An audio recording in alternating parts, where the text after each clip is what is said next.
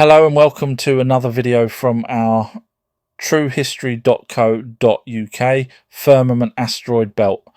One of my followers said there is no such tablet that says that it's the firmament, but that's like saying a murderer didn't confess. You need to put the pieces together. However, there is a tablet that does say it, but I don't have access to it, so I'll put down what information I do have. According to George and Ryan, father and son, Moorhen, they had asked the Rothschilds to be allowed to read some of their tablets. At the time, the tablets were in Liechtenstein, Germany. After 5 years of asking, they were finally allowed to look at the tablets. The Moorhens were self-taught in the language of Sumerian, which means they were better than anyone that went to university. This is because in university you are told what to think, and as you all know, I debunk university professors with ease, and I show evidence. This means we should listen to the Moorhens. They translated 13 tablets that the Rothschilds owned. I had read their translations over and over, and even the great author Sitchin used some of their translations in his books. The public doesn't have access to the 13 tablets anymore. They were moved to Columbia University. So we need to do a few things. 1, find any lies that the Moorhens have said. 2, find out if the Rothschilds did own tablets. I continue to research every day and I come across tablet translations that I've not read before.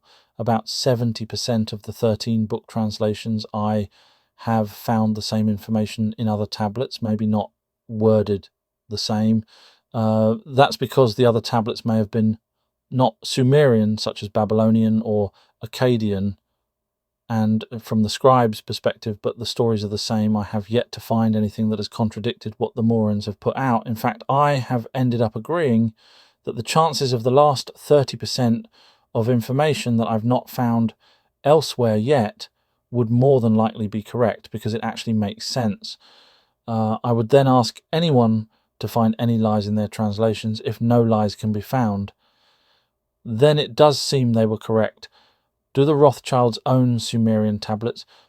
The Rothschild family, one of Europe's most prominent banking dynasties since the 18th century, has a long history of collecting and donating art, antiquities, and cultural artifacts to public institutions.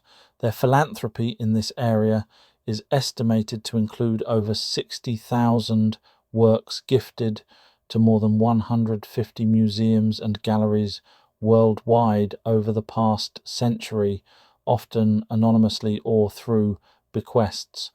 This stems from their immense wealth accumulated in finance, which funded lavish private collections of paintings, furniture, jewellery and decorative arts across their European estates, e.g. Waddesdon Manor in England, which itself became a museum under the National Trust in 1957. That's a huge yes. They do have tablets. But do they have their own family in Columbia University? Department School Nane Rothschild, Professor Emerita of Anthropology, Director of Museum Studies, Barbara Bluestone Rothschild, MD Lecturer in Bioethics School of Professional Studies. So if the Moorhens lied, they did a great job. They picked a family so powerful to pretend they got tablets from, that if the Rothschilds found out they were mixed up in a lie about aliens, then I'm sure the Rothschilds would have taken the Moorhens to court. But I can't find any record of that. The Rothschilds' worth, conservative, low end, $1 to $20 billion. So yeah, they could have destroyed the lying Moorhens, unless they were not lying. Now here's the Moorhen translations about the firmament. Nibiru examined Tiamat's lifeless body, which resembled a dead animal. The 11 employees of their deceased employer trembled in horror. They were caught in Nibiru's net and were unable to escape. Tiamat made Kingu the gang's leader, so he was one of them. He was chained and tethered to his dead mistress by the Lord. The rest of Tiamat's troop became prisoners in his web. He trod on them, breaking them up into small bits. He connected them to his circuit and led them back to the course to turn around. Nibiru then fled the area where the combat had taken place, to the gods, who sent him to inform them of their victory. Nibiru passed on and Antu on his way to the abode in the deep. He circled Apsu, visiting Kisha and Ansha along the way. He proceeded to tell the others after Gaga came out to greet him. He next considered what would happen to Tiamat, who was no longer alive, and Kingu. Lord Nibiru returned to Tiamat, whom he had tamed. He found her, glanced at her dead body, and then walked away. A deception was devised to divide the monster in his heart. Then, like a muscle, he split her chest and lower torso into two halves. When the Lord trod on her backside, he severed her top half. He cut open her inner channels and marveled at her golden veins. He summoned the north wind, his ally, from his side. He instructed them to place the severed head of the wind in the empty area. The Nibiru wind then passed over Tiamat, sweeping over her raging waves. Kingu was also sent away with her, and the portion that had been severed was to be his friend. Nibiru then considered what would happen to the back part. He wanted it to be a combat trophy that would survive eternally. The battleground to be enshrined serves as a permanent reminder. He used his mace to sever the horse's back. They then strung them all together to form a hammered bracelet. He secured them as watchmen by locking them together, a firmament to keep the waters separate from the waters.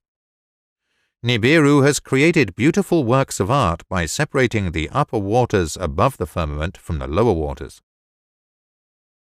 The reference occurs during the recounting of Nibiru's victory over Tiamat and the subsequent shaping of the solar system.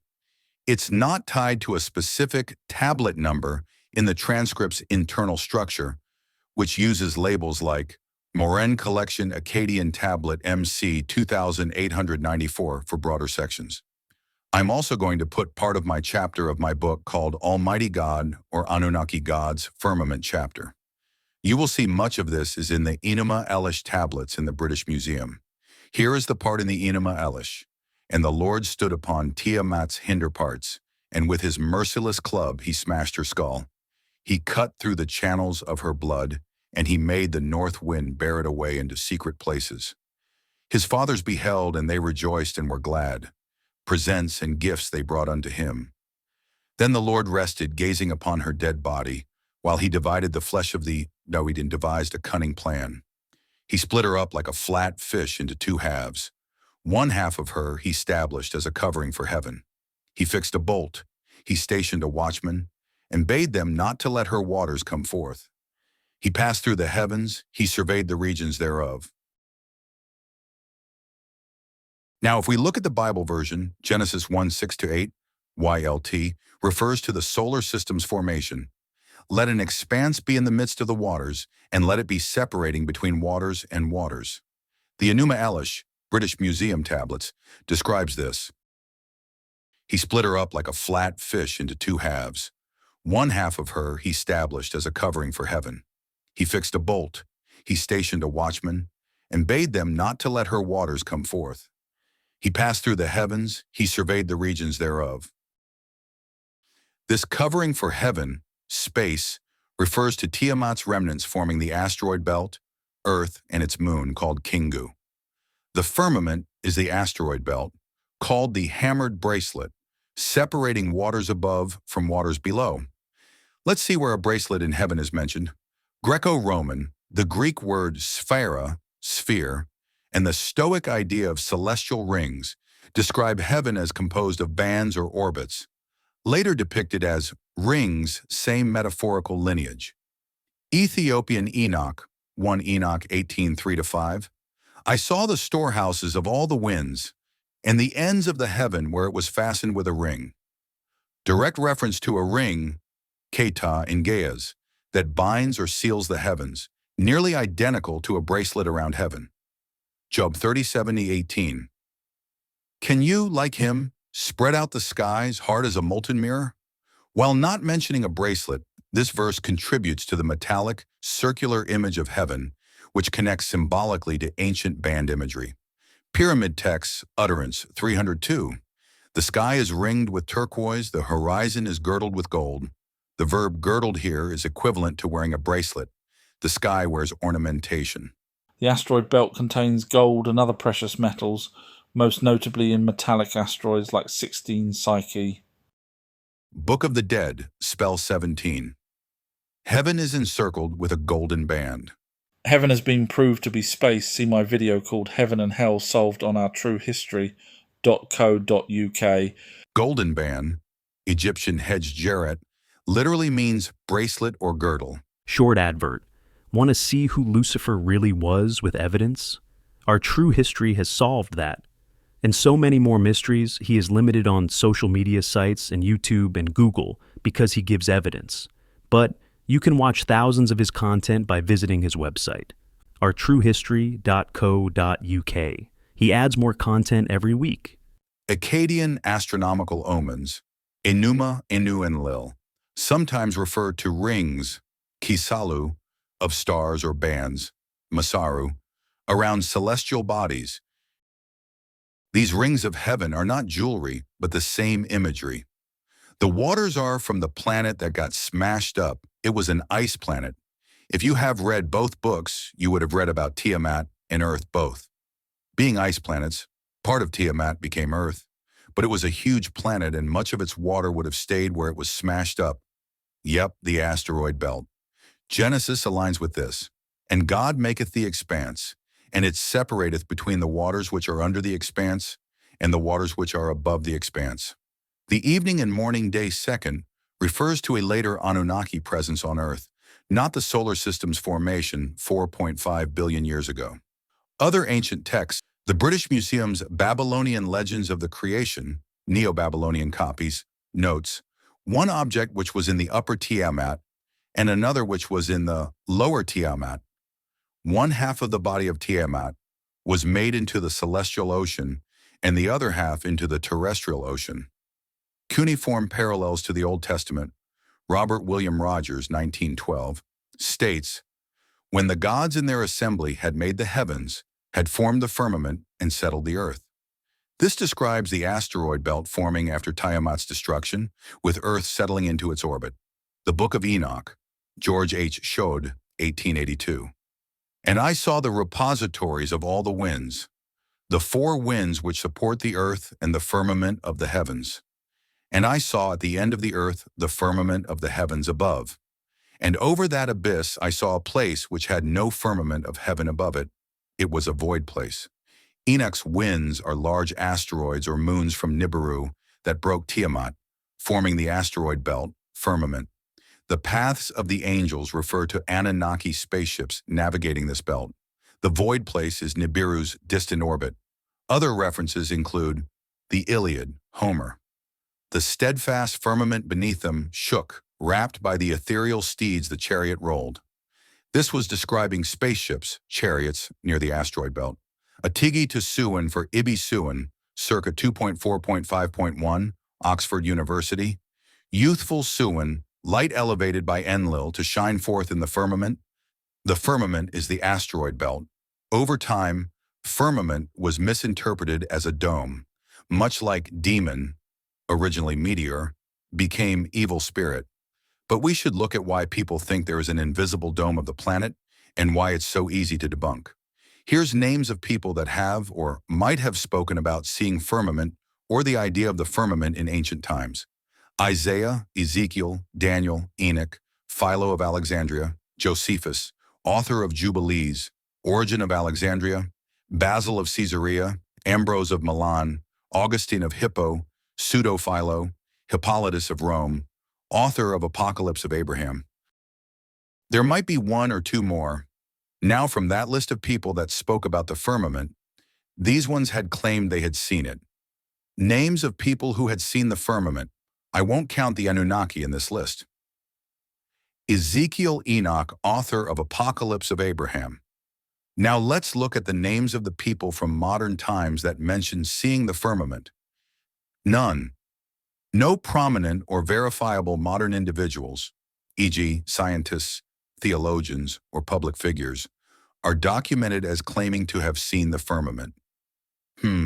That's interesting. We have people on the internet telling us all about the dome, and yet no one in modern times has seen it. I wonder how many have said they have seen the dome.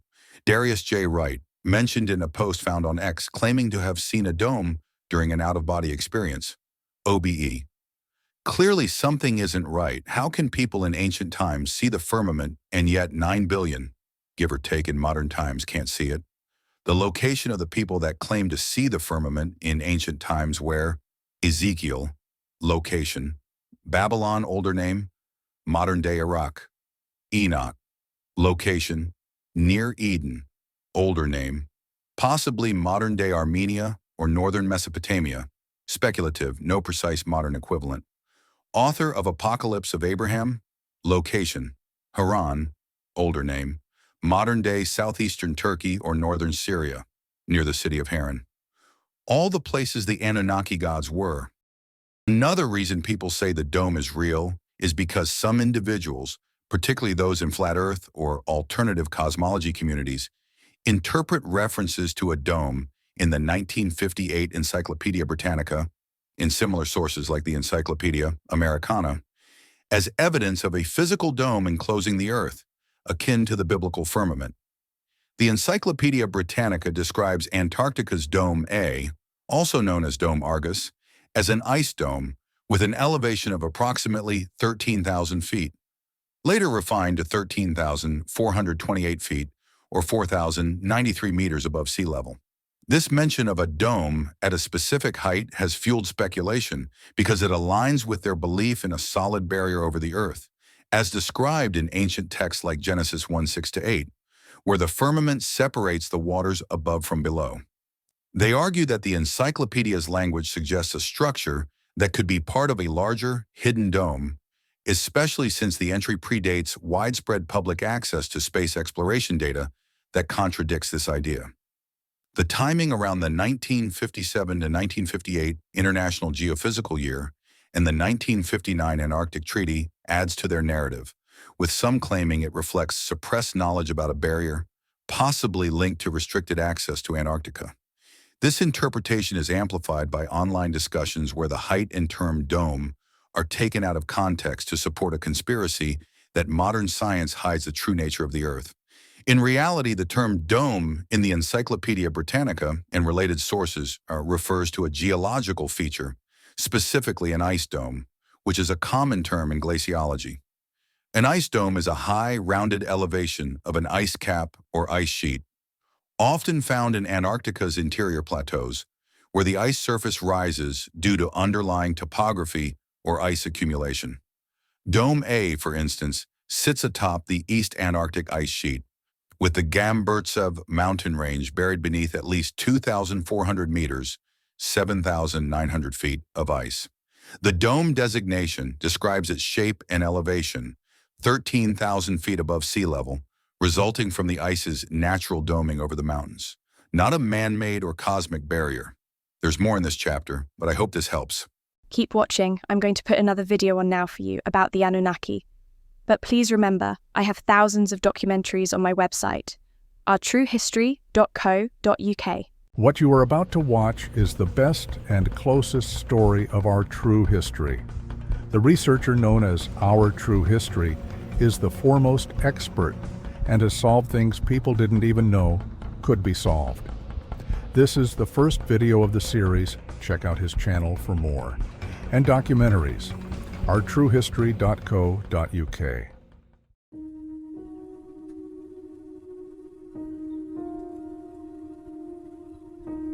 In a universe that is not the one we are in, a planet with beings living on it try to recreate the start of their universe. They use a machine that smashes particles together.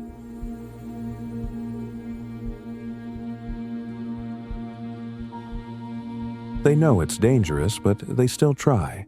They manage to get two particles to smash. But what they didn't expect was a new particle is formed. This new particle starts expanding. The beings try everything to destroy this new energy, but can't. Frantically put a force field container around it to stop it expanding even more. They have realized they have just created a universe, a tiny one to them, but still a universe.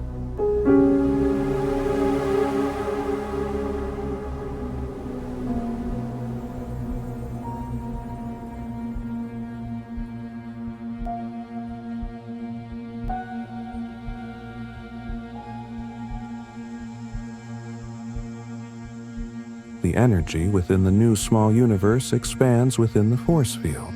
But what the beings didn't know is they also created a new life form inside that new universe. Maybe even more than one, these small plasma energy orbs are just starting a life. They know nothing other than to move around. Time moves different inside the universe, inside the force field. From the time outside of it, inside time belongs to mass and speed. But other than the orbs, no one is around to notice. The plasma orbs are energy. They won't die. But because they have no mass, they can go back in time to when the universe was formed. They can even go forward in time. As time moved on, the material in the mini-universe started to clump and coalesce. The main part of this was what we know as heavy water. The water would mingle and form all types of planets, from planets with gas mixed it to watery planets and everything in between. Inside the universe, suns formed, mostly 2 inside each solar system. Everything was a mess back then. Nothing had stable orbits. Planets would smash in suns and into other planets. Slowly, over time, everything started to settle. And that's where our story starts. A planet with a red hue on one side and blue oceans on the other is ejected from its own solar system. It didn't manage to get a stable orbit, and over millions, if not billions of years, it slowly let go of what orbit it had, sending the planet out of its solar system and across the Great Void, a void between solar systems. Its journey took 70 years of its time. Remember, time moves different in this universe, and this planet was big, at least 4 to 10 times the size of Earth. But this planet has a secret. Like many planets that were formed a long time ago, this planet had life forms. They have been evolving for billions of years.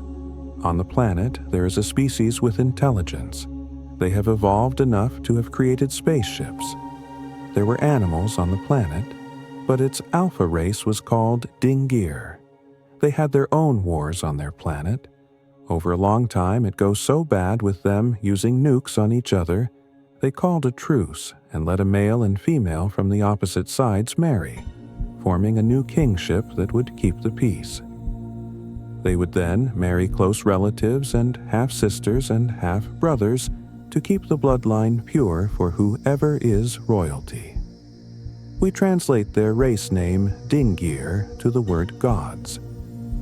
The other side of the void, there was a solar system was forming from the waters in the empty space. The sun had been formed first, and then the waters mingled, and a huge water planet was formed. We know it now as Tiamat. The Norse gods called it the frost giant.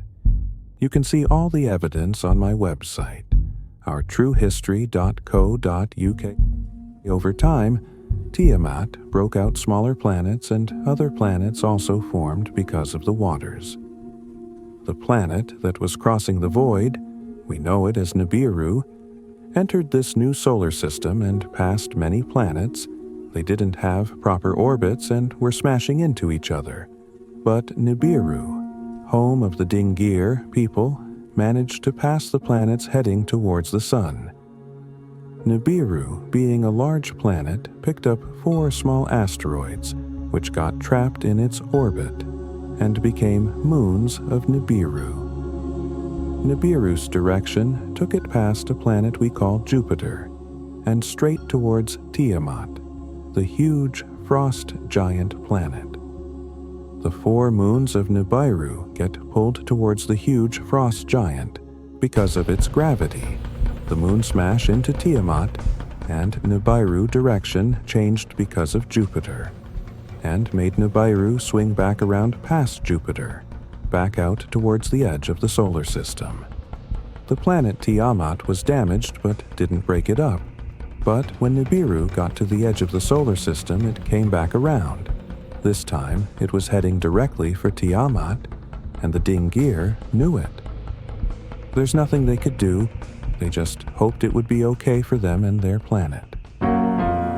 There's 2 books unlike any other you will read. Finally, you'll get answers to the biggest unsolved mysteries: Anunnaki, aliens, spirits, Atlantis, crystal and elongated skulls, Bigfoot, and so much more.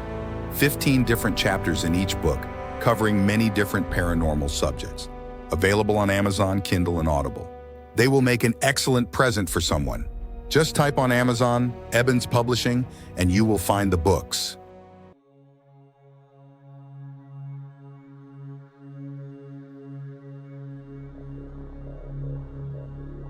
Planet Nibiru hit Tiamat, and Tiamat started to break up.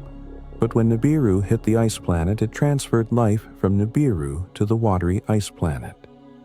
Tiamat broke up with one larger part, moving away past a planet we call Mars. Tiamat's own moon, called Kingu, also got knocked away. The rest of Tiamat broke into millions of rocks, and the water on those rocks stayed around that area. The larger part of Tiamat that broke off finally got caught in an orbit. It's in between planets we call Venus and Mars. It settled in the middle of them. This is because of a thing called Bode's Law. We know that middle planet is Earth. Kingu, the moon of Tiamat, also found its way near Earth and got caught by Earth's gravity. Kingu became the moon to Earth. Earth at that point was an ice planet. We call that time Snowball Earth. The rocks out between Jupiter and Mars, the other remains of Tiamat, were spinning out of control. The Dingir had no choice but to try to stop the asteroids flying all over. They got in their ships and managed to make a ring of them. We call that ring the asteroid belt. The Dingir called it the hammer bracelet. They were pleased, but they had now created a vault in the expanse. Genesis 1:6-8, NIV. And God said, "Let there be a vault between the waters to separate water from water." So God made the vault and separated the water under the vault from the water above it. And it was so. God called the vault Sky. The Bible talks about the asteroid belt. It even tells us about the water above and below. We know the water and asteroids were part of the planet Tiamat, a firmament that we think is a dome over Earth. The Dingir called it a firmament and told us about the waters above and below it, the waters that were from the broken-up planet called Tiamat. Ceres, the largest object in the asteroid belt, is a water-rich world, primarily in the form of subsurface ice and possibly briny liquids. Data from NASA's Dawn mission, 2015 to 2018, shows that water makes up a significant portion of Ceres's composition, far higher than Earth's overall percentage. Nibiru ended up with an orbit between Mars and Jupiter, and back out past Pluto. This orbit took around 3,600 Earth years. The Dingir called it a shar. We call a shar a year. So to them it's just 1 year. But we see it as 3,600 years. This will become important later. Over time, the planet Nibiru's atmosphere was struggling. The planet kept warm by volcanoes and thermal heat from within, but the atmosphere was starting to escape into space. Something needed to be done. The Dingir first tried to restart dormant volcanoes using nukes. It didn't work. Then they thought that gold particles sprinkled in the atmosphere might help. They knew the hammered bracelet had golden veins. They sent ships out to mine the gold in the asteroid belt, but they lost 2 ships. They didn't know what to do, and their king, who was called Alalu, wasn't doing anything about it. A young man proclaimed himself to the rightful heir to the throne. His name was Anu. The elders checked family records. He was indeed entitled, but Alalu suggested a wrestling match. The winner takes the throne. They wrestled, and Anu won. He beat Alalu and became king. Alalu feared for his life. because he only got the kingship because he killed the previous king. Alalu fled to one of the spaceships. He knew the asteroid belt and Earth were made from the planet Tiamat. He thought if he could travel to Earth and find gold, they might make him king again. He traveled long and far in the ship, finally reaching the asteroid belt. He was in a ship with nukes on it. He fired them as the asteroids to create a gap to get through. He was now on his way to Earth. What would he find there? The furthest any Dingir had ever gone was the hammered bracelet. Could he even breathe on Earth? The Dingir called Earth Ki. It was a long journey. He finally passed Mars. Next stop Earth.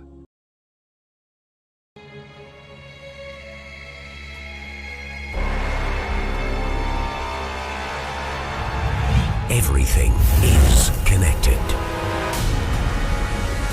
In a world you thought you knew, one book will change the way you look at life forever. 30 years of research explains how Earth was smashed into. Discover the real name of the alien race we call the Anunnaki. Learn why everything started in ancient Mesopotamia, now modern Iraq. Examine the proof between humans, Anunnaki, and Egyptian rulers. You will find out that there were real giants living with humans. The pyramids were not tombs. They were technical devices built by aliens and man. Do you believe the dinosaurs all died out millions of years ago? Think again.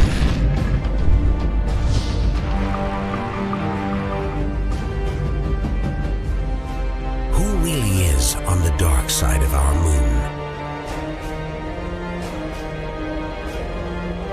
Understand who really controls Earth. Crop circles are not just created by man. Look inside the book and discover the mysterious forces at work. Bigfoot is not a myth. They are real and connected to aliens. Everything you need to know and so much more at your fingertips.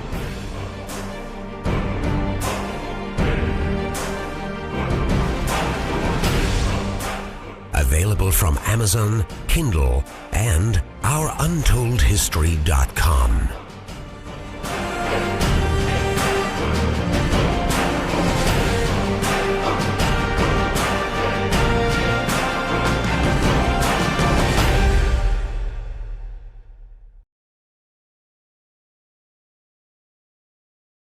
The aliens in the other universe are unaware of life forms in the mini-universe they created, because for them only minutes have passed.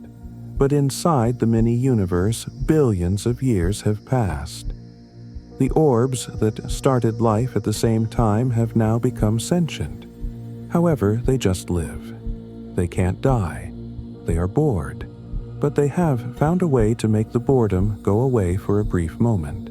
And it actually helps the light energy being grow. The orb joins with life that has a pineal gland.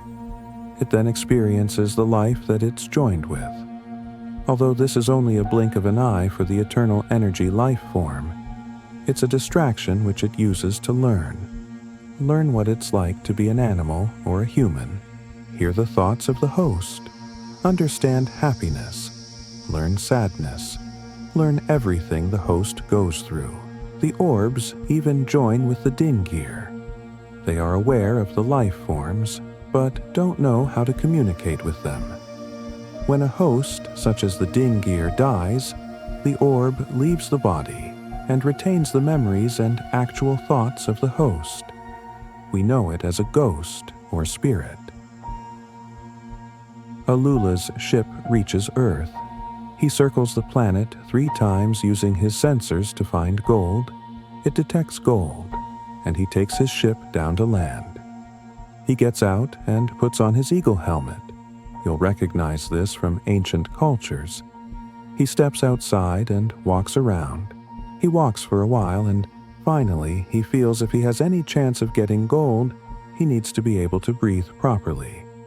He takes his helmet off, takes deep breaths, and then laughs. He is happy. But now the other problem. Is Earth's water drinkable? He goes a swamp. He uses a device to test the water. It's bad. It would kill him. He starts to walk away when he sees a stick move. He shoots it with a laser beam. He picks up the stick. We know it as a snake. He'd never seen a creature like it. He keeps walking and finally finds more water. Fresh water. He tests. He drinks. It's good. Now he walks to a tree. He takes a fruit and eats it. It's bitter, but it's good. The light is getting dark. He's not sure what's happening, so he heads back to his ship. By the time he gets back there, the sky is completely black. Only Kingu, Earth's moon, casts a light. Alula is scared. What's happening? Why is it dark? He sits in his craft and falls asleep. He wakes, and there is light again. He slept for about 30 days and nights to us, but to him that's just one night. He gets up and goes to the ocean. We know it as the Persian Gulf. He goes into the water with a container and digs under the sediment. He puts gold in the container, and it registers as gold. The Dingir saw that gold was good. He goes back to his craft and contacts Nibiru. They didn't know where he had gone. Alula explains everything and tells them he wants to be king. King Anu suggests he can be the leader of Earth for now, and King Anu will send his son Ea. We know Ea as Enki, and 49 other Dingir to come down to mine the gold. Ea says he needs to design a craft that can take gold from the bottom of the water and remove the dirt. He will also design the craft so that when he gets to the firmament, he'll use water cannons to move the asteroids away to get past. This spaceship we know they called a barge. You may have heard of the solar barge from ancient Egypt. There's a carving of this and other craft in Abydos. But this will take about a year to build and to get to Earth. A year for Alula is 3,600 years for us. Alula builds a shelter. All this was around 445,000 years ago. But what he didn't know was there are big creatures on Earth. Those big creatures we know as dinosaurs. There's enough evidence to show dinosaurs didn't all die out 66 million years ago.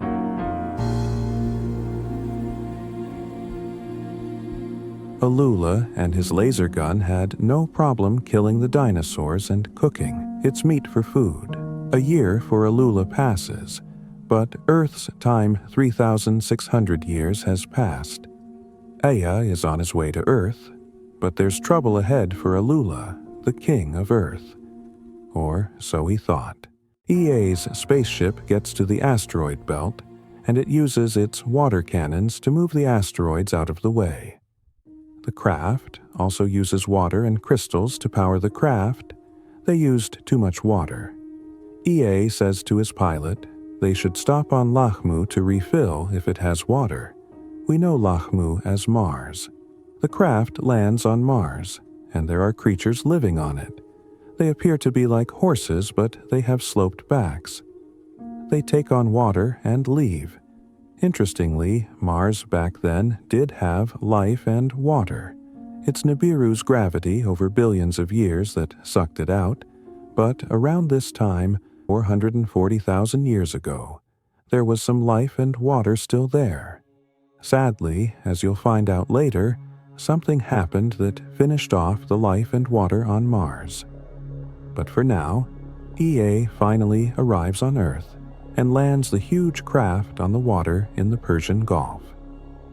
The 50 Dingir wade to the land and are met by Alula. They lock arms and all is forgiven. It's daytime on Earth and they have a meal cooked by Alula. They get in a Lula craft as it gets dark. All the other Dingir are scared. They have never seen darkness come so quick. Finally, they fall asleep and wake about 30 Earth days later. This was just one night for them. When they woke, it was the morning of the second day. He assigns duties over the waters. He tells them to wear robes that they had brought with them. Engur is placed in charge of fresh water, Enbilulu oversees the marshes, and Enkimdu is tasked with ditches and irrigation. Day 3, Ea and Alalu inspect the vegetation, sampling herbs and fruits. Isimud, Ea's vizier, helps identify what is safe to eat. A hero named Guru is appointed to oversee food supplies. Day 4, Ea orders tools taken from the ship to begin constructing dwellings. Kula supervises the making of bricks, and Mushdamu directs the foundations. Day 5, Ningirsig builds a reed boat to explore the marshes. Together with Ulmash, they separate edible fish and birds from those unfit to eat. Enbilulu and Enkimdu prepare pens and traps. Day 6, Ea surveys the animals of the land, appointing Enersag to distinguish the creatures that crawl and those that walk. The construction of the camp and protective fence is completed. Day 7. The group gathers, and Ea, who is now known as the Great Lord, proclaims the seventh day a time of rest after their hazardous mission and successful landing. Exodus 28-11, King James Version 8. Remember the Sabbath day to keep it holy. 9. 6 days shalt thou labor, and do all thy work. 10. But the seventh day is the Sabbath of the Lord thy God. In it thou shalt not do any work, thou, nor thy son, nor thy daughter, thy manservant, nor thy maidservant, nor thy cattle, nor thy stranger that is within thy gates. They establish their settlement and name it Eridu, home in the faraway. Alalu is honored as commander. Gold extraction begins. They find plenty of iron and copper, but very little gold. A full year passes. The work continues through months and seasons. At year's end, they take stock and see that the gold gathered is not enough to send to Nibiru. Ea orders the barge moved to deeper seas. This brings better results. Gold is finally detected, though still in small amounts. He informs Anu, who is pleased at first, but soon asks if it will be sufficient. It is still not enough to meet Nibiru's needs. King Anu and the royal council grow impatient. The planet still requires gold urgently to heal its atmosphere. King Anu sends his other son, Prince Enlil, to take command over Prince Ea and devise a stronger plan for obtaining gold from Earth's interior. Enlil arrives and surveys the land with Ea, confirming there is indeed gold in the soil and rocks, but it must be mined rather than filtered from water. Alula hasn't been put in charge yet. He's getting frustrated. Enlil declares that Eridu cannot continue alone. He suggests bringing more Anunnaki workers, creating new settlements, and extracting gold from the earth itself. It was around this time that King Anu called the older Dingir the team name Anunnaki, meaning those from heaven to earth. The younger Dingir that has just arrived were to be called Igigi, which means watchers or eye in the sky. To settle disputes, Anu himself journeys to Earth. He meets with his sons Ea and Enlil, and lots are cast to divide command and territories. This angers Alula because Ea was given the Abzu to be in charge of. The Abzu we know as Africa. Enlil was in charge in Mesopotamia. We know that as Iraq, and King Anu still remained in charge of Nibiru. Alula demanded a wrestling match to put him as king of Nibiru again if he wins. Last time he lost. They did wrestle, and Alula lost. He was pinned on the ground. But because the Anunnaki didn't wear clothes when wrestling, Alula bit off King Anu's private part and swallowed it. you will know Alula as Kronos. I have evidence of this on my website, ourtruehistory.co.uk. Alula was sentenced to banishment on Lahmu, Mars, until he dies there, but his grandson, called Anzu, requested to stay with Alula on Mars. Just at that time, Ninma, half-sister of Enki and Enlil, chief medical officer, is also brought to Earth.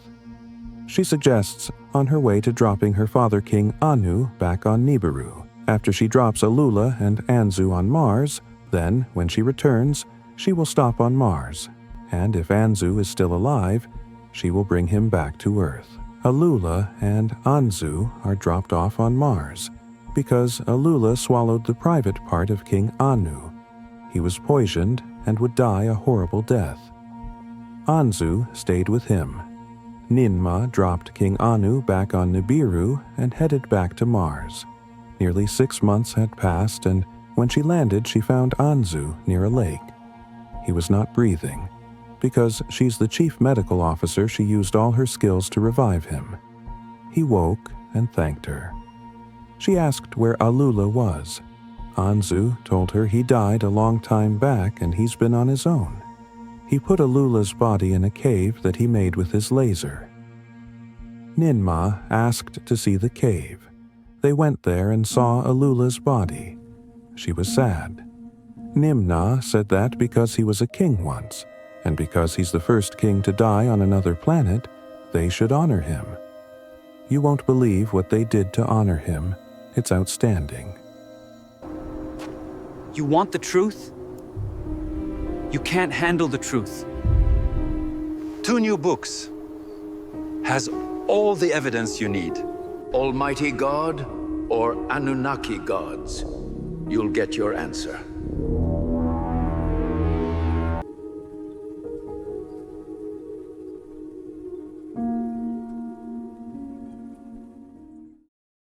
Ninma had a laser beam cut into the rock that have the cave with Alula's body inside. She was carving his face on the rock, a tribute to the first king to die on another planet. Meanwhile, elsewhere in the mini-universe, other life forms had now also become intelligent, and some had already been exploring the universe. Some of these beings were the oldest physical in the universe, such as this praying mantis type. It's only around 430,000 years ago in Earth's time that some of these beings head out towards our solar system. Don't worry, they won't arrive for another 420,000 years. Back on Earth, the Tigris and Euphrates are being made by the Igigi. These rivers were made so that the Anunnaki that were working in the buildings, for refining and medical center and spaceport, could have food and water. Once done, they were taken to the Abzu, Africa, where they had to mine. It was hard work. Enki designed a rock crusher machine, but because they had no infrastructure on Earth, the Dingir on Nibiru had to make it. That would take a year of their time to building and send it to Earth. This wasn't good enough for the young heroes, the Igigi were told at the start. If they help, they would only need to do a little work. But digging deep hole into the ground by hand was too much for them. They were getting tired and angry. Enki had his own place in the Abzu. He had been tinkering with genetics of animals here on Earth, mixing them, creating hybrid animals, and they were behind large fences he had the Igigi make for him. Enki was in charge of the mining in the Abzu, but he wasn't aware of the Igigi getting annoyed at the hard work. For 3,600 years, the Igigi bore the excess. You'll notice the year 3,600, and in the Atrahasis tablet, that's 1 year for the Anunnaki. Please visit my website for all the evidence. Our true history. In the mines, the young sons of God were now so angry they actually set fire to the tools and got in a craft and went to see Enlil. He is the main leader, and so he will have to sort this out. Enki didn't know what was happening. He was still in the Abzu when the Igigi went to Mesopotamia. That means between 2 rivers. Tigris, and Euphrates. In the dead of night, under the middle watch of the stars, the Igigi gathered like shadows at the gates of Ikur, Enlil's palace in Nippur.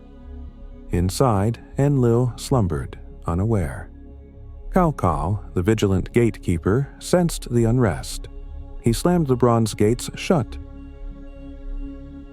Nusku rushed to Enlil's chamber. "My lord, your house is encircled. A rabble howls at your door." Enlil's eyes snapped open. Servants piled weapons by his throne. "Bar the doors," he commanded. "Stand before me with blade drawn." Nusku obeyed, but unease shadowed his gaze.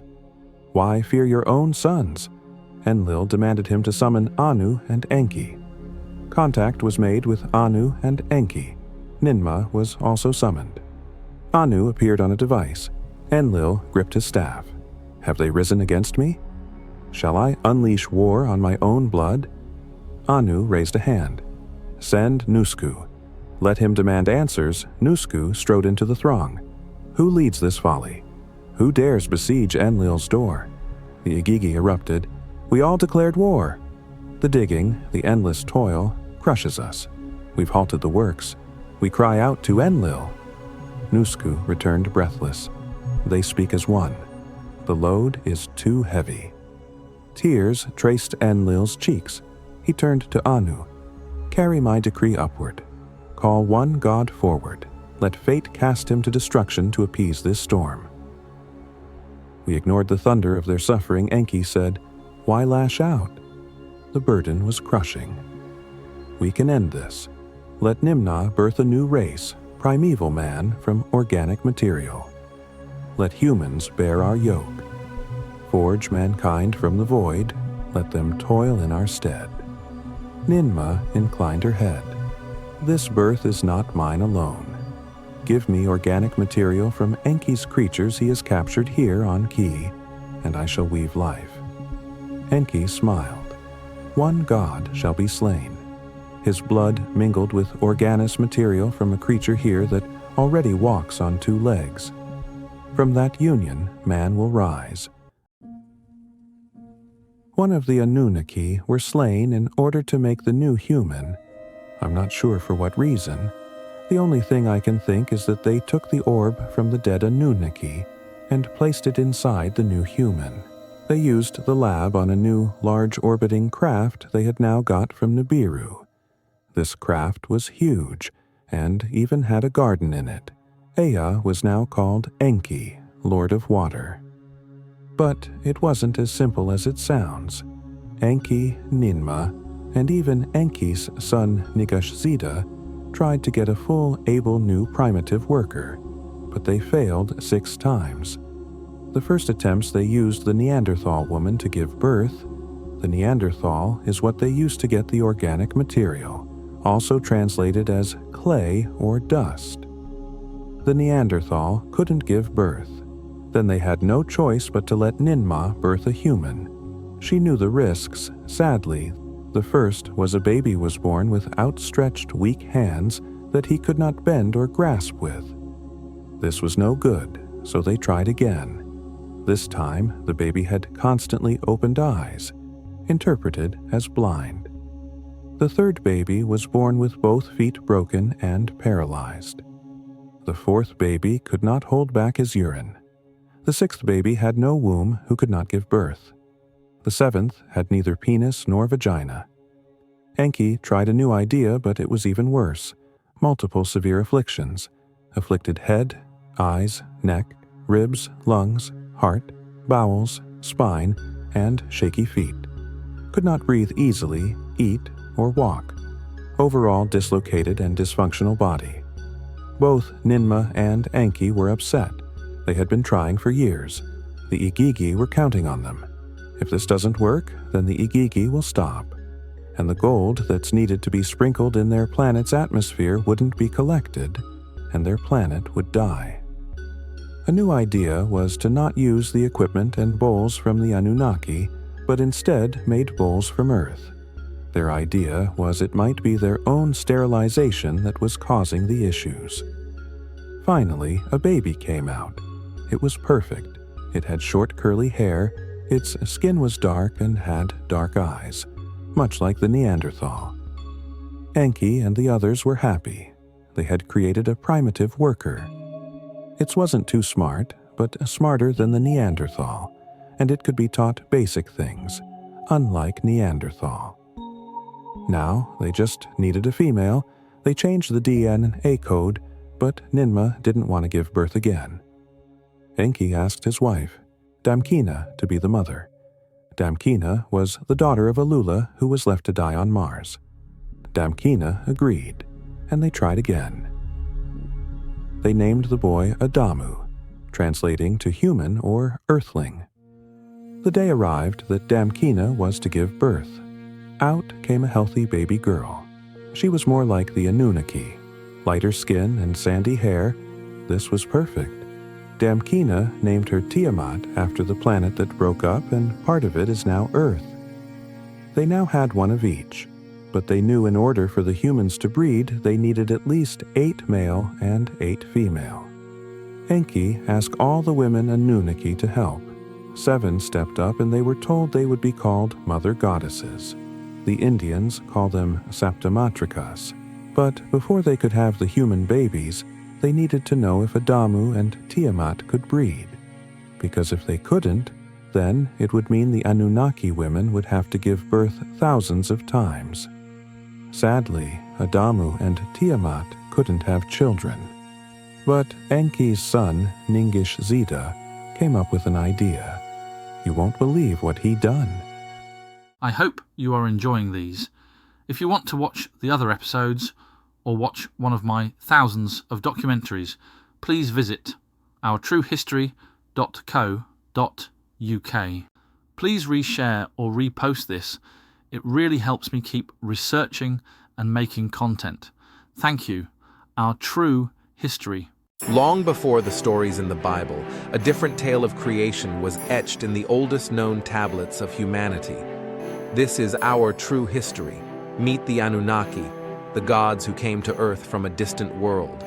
They shaped our existence and left their mark on history. Unlike any other children's book, Our True History reveals the hidden truths. The Anunnaki's quest for gold in Africa, Enki, the kind-hearted god, defying his brother Enlil to save Noah from the Great Flood, and how Adam and Eve's origins trace back to these celestial beings. Each page is not just a story, but a gateway to evidence. Discover the links and dive into the ancient tablets that predate the Bible, proving these incredible events. Explore Our True History, now available on Amazon. It's time to discover the story that was always meant to be told.